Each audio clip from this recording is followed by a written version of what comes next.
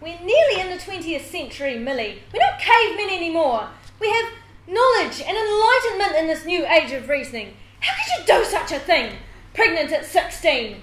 How could you be so stupid? You never gave me no guidelines, even when I asked for them. Isn't that what parents are for? Oh, I gave you a book to read that clearly set out and explained everything. It made no sense, and I didn't get a chance to read it with all the chores you were making me do. I make you do those chores so one day you will make a good wife for someone, but you've gone and spoiled all that now.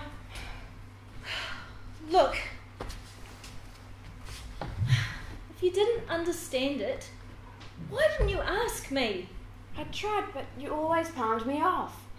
Millicent, there's a saying that goes, when the student is ready, the teacher will appear. I tried to teach you, but you chose someone unqualified and underhanded instead. But Morven's very nice. That's enough about Morven. You won't be seeing him again. Sounds like your father is home. It was all I could do to stop him from giving you a hiding. Don't do anything else to upset him. Hello, dear. Yeah. How was your day at the stockyards? It's hard. Bloody hot out there, sorting out the stock. You've worked up a thirst then. Don't start on me. I will drink what I want when I feel like it. No one's going to tell me what to do. I was just trying. Trying, all right?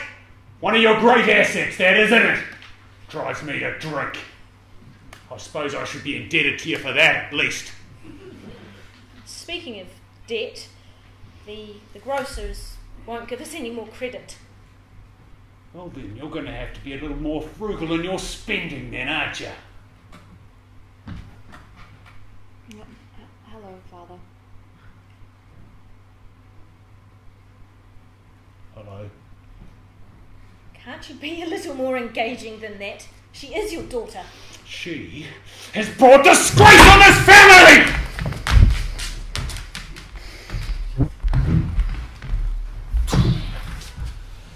When the time comes, Mrs. Witherspoon has arranged for her to go and stay in the back blocks of Southland.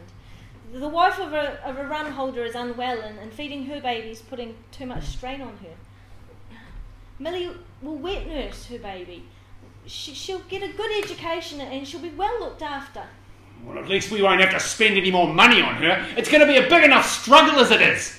Why is it a struggle? Those who lecture me! I work hard to put food on this table for you and that harlot! That harlot, your daughter? I disown her!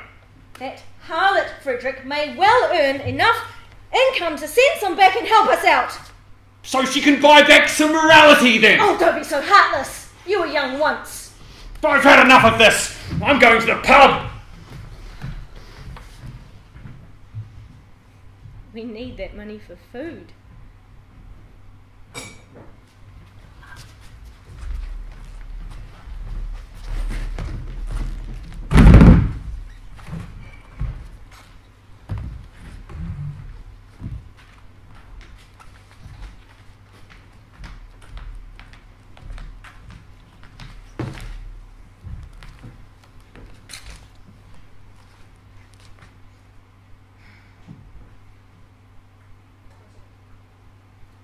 Luckily, the weather has improved for your trip home.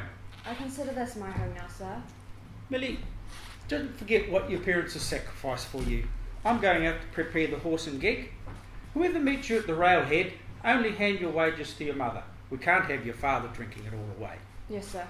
Until you reach 21, what you earn is technically your father's. But the Married Woman's Property Act stipulates that if you hand it personally to your mother, it becomes hers. Yes, sir. Millie, go and see the governess and see if she has any more clothes for you to take home to your family. And don't forget to take the mutton scraps. Yes, ma'am. No, ma'am. In that order. This depression makes it hard for families to make ends meet. Without the so-called head of the household abdicating his responsibility and drinking away his earnings whenever he gets a bit of work at the sale yards. How he can show his family so little regard is beyond me.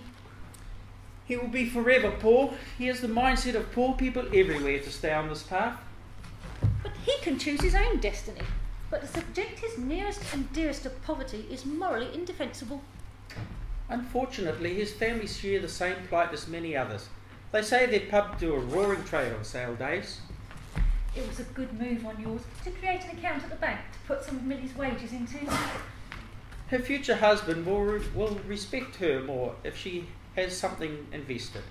It will take the pressure off him somewhat and show that she is careful with her earnings and financially literate. And the amount you set aside for her dowry will put her in a strong position. It's not a huge amount, but she is a deserving girl, and true to our Quaker roots, we have seen that she has had a good education. All in all, she will make a good catch for some lucky man.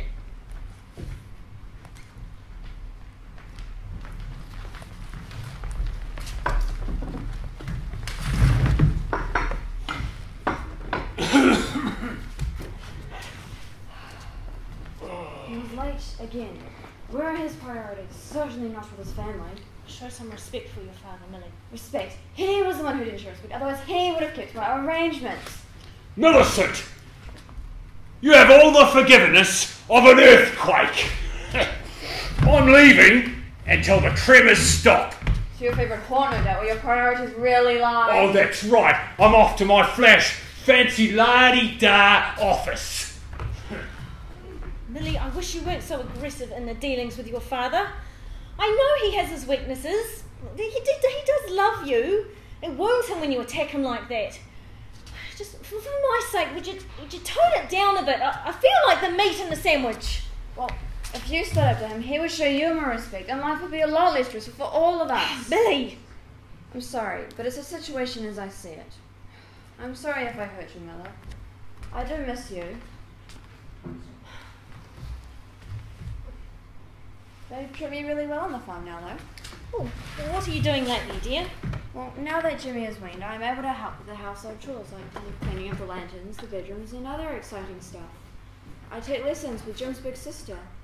We're studying French and learning literature. And Madam is teaching us to cook. But you always were a good cook. Just wait till you see what I can concoct now. And you should say they embrace, and the way they embrace English etiquette, Mother. The table has to be set exactly right, and they are very strict on table manners, unlike here. You know, it was funny the other day, Mother. Beatrice said something wrongly, and I corrected her. She said, "Thank you, mistress," and we both had a good laugh about that. So, have you met any nice young gentlemen? You'll make a very desirable wife with all the skills you've learnt. There are some nice enough boys on the farm, but they are only farmhands and don't have much ambition. But the master is so pleased with my progress that he has offered to introduce me to a man of the world, he says, who has a lot of potential. Oh, I'm so proud of you. Why don't you come home more often? It used to be every 6 weeks, and now it's a lot longer than that. Well, life is busy on the farm now, Mother, and I don't get the chance like I used to. But I'll keep sending the money. Just make sure you're the one who opens the mail. Oh, love, the money's been a great help, but that's not what I meant.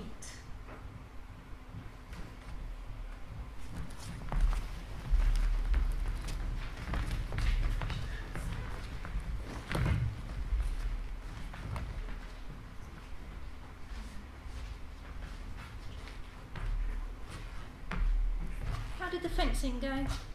Certainly a far cry from when I had the notice on the wall saying if I wanted a job doing property around the farm, I'd have to do it myself. The boys are gelling well and doing a decent day's work. Remember that character who used to muster the lower slopes and leave the harder country for the others while he went off to see his girlfriend? Things improved after he left. Well, she must have had some attraction I was lacking. You never did that for me. I was too intent on making a secure future for you. It took sheer unadulterated self-discipline not to do so. I would not have put up with a shirker anyway. Would you like a cup of tea? There's only one thing better I would like, and that's 2 cups.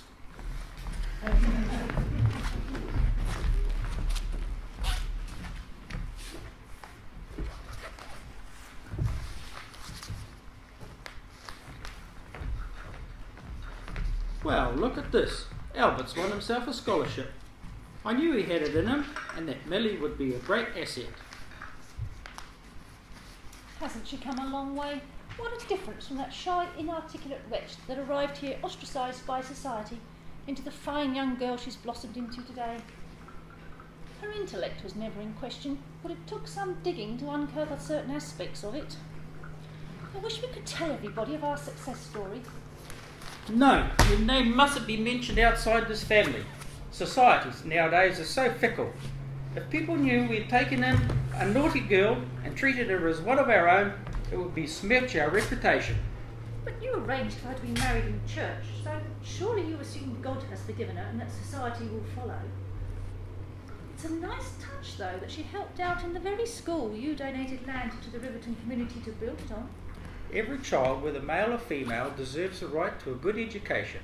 It was appalling that the girl had no formal schooling before she came here.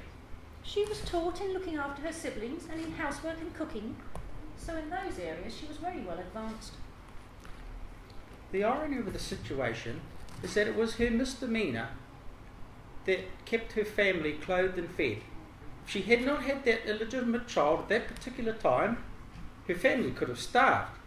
I shudder to think what might have happened to them all. What a shocking waste of talent it would have been. From every negative lies the seed to a much greater positive with the potential to flourish. But I wonder what happened to the baby. I think, my dear Georgina, it would be better not to inquire.